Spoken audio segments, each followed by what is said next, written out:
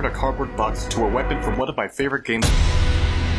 And if you follow along with me, you can too. Cut out the individual pieces and keep them in a relatively organized place. Start with gluing together pieces A and B. We will worry about the A2 and B2 variants later. Once done, glue pieces C and D on top of them. This completes the main silhouette of the blaster. Next comes the detailing pieces. Start with the E collection of pieces and glue them to the handle like so. Next comes the G piece inside of the hole of the C piece. On top of the G pieces goes the H pieces, spaced out roughly in accordance to the guidance shown on the template of the G piece. Moving on to the F piece at the front of the barrel and the I piece a little ways back, and finally, the J piece completes the muzzle. Now it's time for the A through J pieces, which make up the mirror side of the blaster. Assemble them in the same way as the A through J pieces, but mirrored, so when you go to put them together, pieces A and B are connected to pieces A2 and B2 respectively. And with that, you are done. Congratulations! The template for this project and several more like it can be found here. Drink lots of water, happy crafting, and long live the boxmans. I'll see you in the next one. Jeb out.